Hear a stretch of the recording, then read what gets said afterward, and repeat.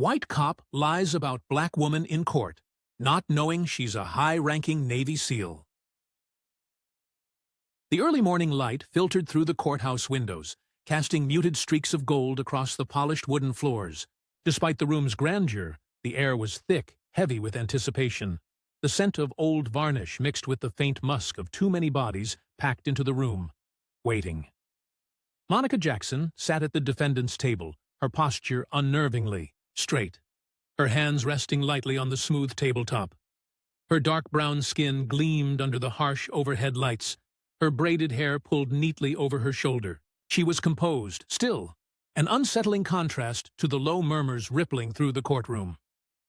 From the plaintiff's side, Officer Bradley Simmons sat relaxed in his chair, his police uniform crisp and perfectly fitted. His smirk was faint, but unmistakable. Confident. Assured. The kind of arrogance that came from years of knowing the system worked in his favor. The bailiff called the court to order, and the low murmur of voices ceased as Judge Howard Grayson, a weathered man with thinning silver hair, settled into his chair. He exuded an air of quiet authority, though his tired eyes hinted at a man who had seen far too many cases just like this one. State versus Monica Jackson, the bailiff announced, his voice ringing through the room.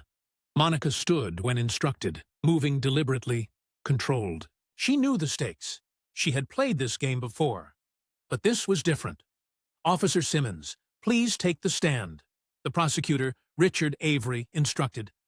Simmons rose with an exaggerated stiffness, as if reminding the jury of the injuries he claimed to have sustained. He adjusted his uniform before stepping toward the witness stand, pausing just briefly enough to glance at Monica. A flicker of amusement danced across his face, just for a second. A predator, sure of his prey. From the back of the room, a woman muttered, "Sounds like a lie."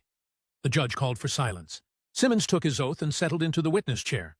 On the night in question, he began, voice steady, I was responding to a disturbance call near the east side of town. I encountered the defendant, Miss Jackson, loitering outside a closed business. Loitering.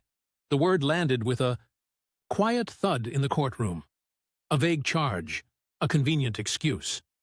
When I asked her what she was doing there, Simmons continued, she became hostile, raised her voice, refused to provide identification.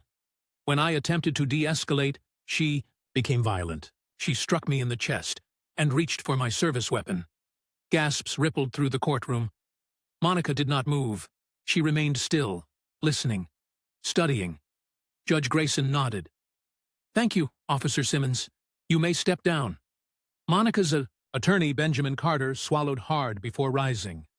Fresh out of law school, his confidence was paper-thin. But Monica had chosen him for a reason. He was smart. He listened. Miss Jackson, your turn, the judge said. Monica rose smoothly and approached the stand. She settled into the chair, exhaled slowly, and adjusted the microphone. The prosecutor, Avery, stepped forward, his tone laced with condescension. Miss Jackson, can you explain your actions that night? Monica tilted her head slightly, her gaze level. I can. But first, let's be clear. The officer's account is not just inaccurate. It's a lie. The room went still. Avery smirked, unfazed. Bold accusation. Do you have any proof? Monica's eyes didn't waver. The truth has a way of revealing itself. Judge Grayson leaned forward. Proceed. Monica took a slow breath, grounding herself. That night, I was on my way home. I stopped on the sidewalk to check my phone. That's when Officer Simmons approached me, shining his flashlight in my face. He asked what I was doing there. I asked why he needed to know. You questioned his authority, Avery interjected. I questioned his reasoning, she corrected, her voice unshaken. I wasn't trespassing. I wasn't committing a crime. I simply asked why I was being stopped. And then, he grabbed my arm. A hush settled over the room. I told him to let go. He didn't. Instead, he tightened his grip and said, and I quote, "Women like you need to learn how to listen." Gasps. A sharp clatter as someone dropped a pen. Avery straightened, adjusting his jacket as though pulling himself together. Serious allegations, Miss Jackson. Do you have proof? Monica smiled faintly. I believe the truth will come out soon enough. The judge exhaled heavily. Continue. Monica folded her hands in her lap. I told him to let go. He didn't. When I pulled back, he shoved me against the patrol car, then accused me of resisting arrest. And then, she paused, her voice unwavering, he fabricated a story to justify his use of force. Simmons shifted in his seat, his once easy confidence beginning to fracture. The prosecutor crossed his arms. Miss Jackson, you are a strong woman. Is it possible the officer feared for his safety? I am not stronger than a trained officer, Monica said, and I didn't resist until he violated my rights. Do you expect the jury to believe that? Avery scoffed. Monica turned slightly toward the jury, her voice calm but carrying undeniable weight. I expect them to believe the evidence. Avery hesitated, but before he could speak, Monica added, like the body camera footage that conveniently malfunctioned that night. Simmons stiffened. The room was now a tinderbox, waiting for a single spark. Avery forced a tight smile. There is no footage. That is an unfortunate technical error. Monica leaned forward slightly. Then let's talk about the bystander footage. Silence. Avery's smirk vanished. Benjamin rose quickly. Your Honor, we would like to present newly discovered video evidence. A whisper of chaos spread through the room as Benjamin handed a USB drive to the bailiff. The judge gestured impatiently for the court's media system to be set up. The screen flickered to life. The video was shaky, filmed from a distance, partially obscured by a car window. But the audio was damning. Simmons's voice. Don't make this harder than it needs to be. Monica's voice. I'm not resisting. Let go of my arm. Then, a hard shove. Monica slamming into the patrol car. And finally, Simmons's unmistakable words, clear as day. Women like you don't get to question me. The courtroom erupted. The judge's gavel thundered. Order! Order! But order would not come easily. The walls that had protected Simmons were beginning to crack, and Monica Jackson sat there, unmoved, waiting, because she knew. The truth was only just beginning to speak. The echoes of the judge's gavel still hung in the air, but silence had already swallowed the courtroom.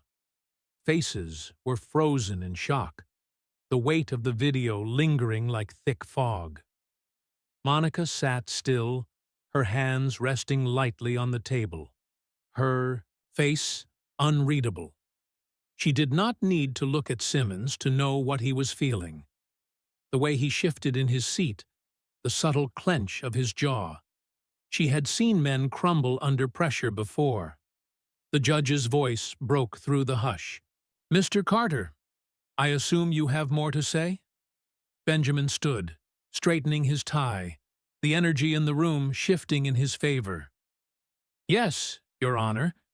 We would like to call the defendant back to the stand. Judge Grayson nodded. Proceed. Monica rose with the same unshaken composure, walking back to the witness stand as though she were stepping onto a battlefield she had walked 100 times before. Benjamin approached slowly, the confidence in his steps now undeniable.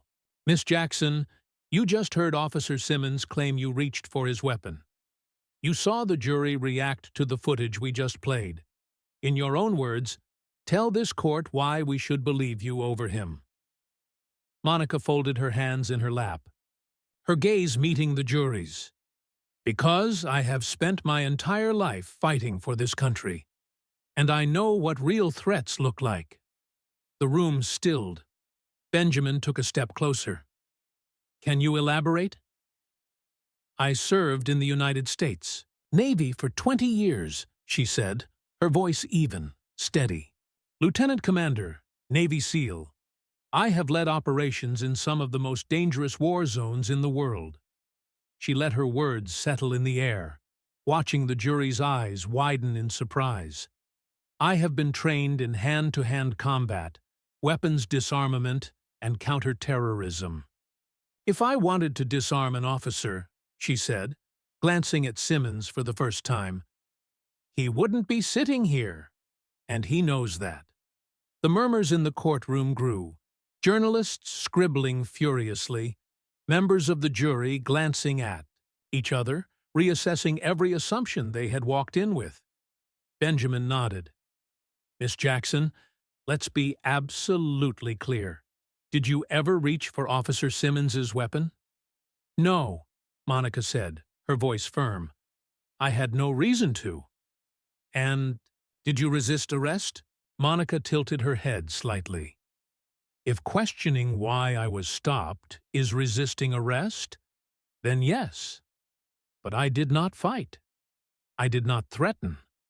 I did not break the law. Benjamin paced before the jury.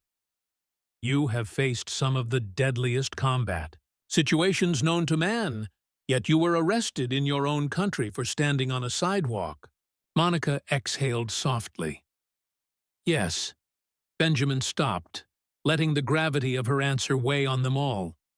Then he turned to the judge. No further questions. Avery, the prosecutor, hesitated before standing. His voice, once confident, now carried the slightest tremor. Miss Jackson, you are clearly a highly trained individual. Is it possible that your military training made Officer Simmons feel threatened? Monica met his gaze without blinking. Threatened by what? My silence? My skin? A ripple went through the gallery. I was standing still when he grabbed me, she continued, her voice dangerously calm. If that's a threat, then maybe the question is, what is Officer Simmons so afraid of? Avery's face paled. No. Further questions, he said, sitting down. Judge Grayson cleared his throat, shifting in his chair. The court will take a recess. Jury, we will reconvene in 1 hour. His gavel struck the wood. The courtroom exhaled. Outside the courtroom, Monica stood near the courthouse steps, the cool air brushing against her skin. The sound of voices blurred behind her, journalists speculating, community members murmuring. Beside her, Benjamin leaned in. They're rattled. That video, your testimony. Simmons's whole case is unraveling. Monica nodded, watching as a few uniformed officers whispered amongst themselves. The once solid wall of blue had cracks now, the silent show of loyalty weakening. Simmons exited the courthouse minutes later, his face tight, shoulders stiff. He no longer looked smug. He looked cornered. Monica turned to Benjamin. You feel that? Benjamin frowned. Feel what? The shift. She glanced back at Simmons. Men like him don't go down quietly. Benjamin followed her gaze. You think he'll try something? He already has, she said. He just didn't expect me to fight back. Benjamin exhaled. Then let's make sure we finish. This tomorrow. Monica turned back toward the courthouse, her voice firm. Tomorrow. We close this. The next morning, the courthouse was overflowing. News had spread overnight. Spectators filled the benches, journalists clutched their notepads, and the jury filed in with unreadable expressions. Monica sat at the defense table, poised. Simmons, on the other hand, was visibly sweating. His hands clenched on the table, his uniform slightly wrinkled. He had not slept well. Judge Grayson entered, and the room fell silent. We will now proceed with closing arguments, he announced. Avery, the prosecutor, stood first. His voice was calm, but the confidence had drained from his posture. Ladies and gentlemen of the jury, I ask you to consider this carefully. Officers make split-second decisions to keep our communities safe. While there may have been missteps, that does not mean a crime was committed. He hesitated, glancing at the jury, but their expressions remained blank. Avery forced a smile. The burden of proof is high. Can you say beyond a reasonable doubt that Officer Simmons acted with malice? Or could this have been a misunderstanding? He ended quickly, returning to his seat. Benjamin rose next, adjusting his jacket, his presence commanding. Ladies and gentlemen, I want you to remember what you saw yesterday. That video. Those words. He let a pause linger. Women like you don't get to question me. The words rang in their minds. Officer Simmons didn't see Monica Jackson as a citizen, Benjamin continued. He saw her as someone to control. And when she didn't comply the way he wanted, he used force. And when force wasn't enough, he lied. He turned to the jury, stepping closer. She is a woman who has served this country with honor. And what did she get in return? Bruises, handcuffs, and accusations. Another pause. The weight of it all hung in the air. Benjamin took a final step forward. You don't just decide this case for Monica Jackson. You decide it for every person who has ever been profiled, silenced, or falsely accused. You decide if the truth matters. He nodded once, then sat. Judge Grayson turned to the jury. You may deliberate. Hours passed. Monica sat in the hallway, hands folded in her lap. She did not fidget. She did not pace. She had faced worse. Benjamin, however, was restless. They're taking a long time, Monica nodded, because they know this isn't just about me. A moment later, the bailiff appeared. The jury has reached a verdict. The courtroom filled once more. Judge Grayson turned to the jury forewoman. Has the jury reached a decision? Yes, Your Honor. She unfolded a piece of paper, cleared her throat. In the case of State versus Monica Jackson, we find the defendant not guilty on all charges. The room exhaled all at once. Some clapped, some gasped.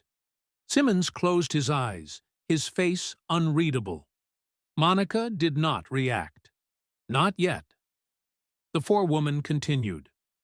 Furthermore, we recommend that an investigation into Officer Simmons be launched. Simmons's head snapped up. Judge Grayson nodded. That will be taken under advisement. As the gavel struck, the sound reverberated through the room. Monica inhaled deeply, then rose. She had won. But the fight was just beginning. Because today, the truth had spoken, and it had been heard. The gavel's final strike echoed through the courtroom, but the weight of the verdict was far from over. Officer Simmons sat motionless at the plaintiff's table, his face pale, his hands gripping the armrests of his chair as if they were the only thing keeping him upright. Monica stood slowly, her movements measured. The room around her was abuzz, some spectators whispering, others openly reacting. The uniformed officers who had filled the back row exchanged uneasy glances. The thin blue line had just fractured in public. Benjamin turned to Monica, exhaling with visible relief. You did it. She nodded, but didn't celebrate. Not yet. Simmons pushed himself up from his seat, his jaw tight. His attorney, Avery, whispered something urgently to him, but Simmons didn't seem to hear. His eyes were locked on Monica. She met his gaze, unflinching. For the first time, Simmons looked afraid. The judge cleared his throat. Court is adjourned. With that, it was over. At least, officially. Outside, the courthouse steps were flooded with reporters. Cameras flashed, microphones were shoved forward, voices clamored for a statement. Monica stood at the top of the steps, the crowd pressing in below. The late afternoon sun glowed against the city skyline, the heat of the moment radiating off the concrete. A reporter called out, "Ms. Jackson, do you have any words about today's verdict?" She took a breath, then spoke, her voice even, unwavering. "This is not just my victory," she said, the weight of her words cutting through the noise. "It's a victory for truth. A reminder that justice is not about who wears the badge, but about who upholds the law." The cameras flashed wildly. Another journalist shouted, "What happens now?" Monica's gaze flickered past them, landing briefly on Simmons as he exited the courthouse, flanked by his lawyer. His face was tight, his shoulders squared in defiance, but there was something else in his posture now. An awareness that the world had seen him for what he was. "Now," Monica said, "we make sure this never happens again." Benjamin glanced at her, surprised. "You're not done." She turned to him. "Were you expecting me to be?" He chuckled softly. "Not really." She glanced back at the crowd, the questions still flying, but she had given them all she needed to for now. Without another word, she descended the courthouse steps, pushing past the chaos. The real work was just beginning. The weeks that followed were a storm. News of Simmons's misconduct spread fast. The footage had gone viral. Public pressure mounted. The department was forced to place him on administrative leave, pending an internal investigation. But Monica knew better than to believe in convenient justice. She had seen it before, how the system protected its own, how men like Simmons slipped through cracks that weren't cracks at all, but carefully designed exits. So she made herself a problem. She spoke at community meetings. She met with local activists. She dug deeper into Simmons's history. Complaints that had been buried, excessive force cases that had mysteriously disappeared. Then she filed a civil lawsuit against the city. Not for money. For change, for policy revisions, for transparency measures in police misconduct cases, for an overhaul of the system that had allowed this to happen in the first place. Simmons fought back. His attorney went on a media tour, painting him as the real victim. A decorated officer being vilified for doing his job, they said. A witch hunt. But the world had seen the footage. And Monica? She wasn't interested in playing the victim or the hero. She wanted accountability. The police, union-backed Simmons at first. But as the weeks dragged on, as more of his past came to light, cracks formed. Officers distanced themselves. City officials scrambled. And then it happened. An independent review board recommended his termination. Monica read the headline while sitting in a quiet diner, her coffee cooling beside her. Benjamin slid into the booth across from her, his face unreadable. "You see the news?" he asked. She nodded. "Public pressure worked," he said. "They're letting him go." She took a slow sip of her coffee, then set the cup down. "He won't go quietly," Benjamin exhaled, rubbing his temples. "Probably not." She glanced out the window. Simmons would appeal. He would claim it was a political move, that he was being scapegoated.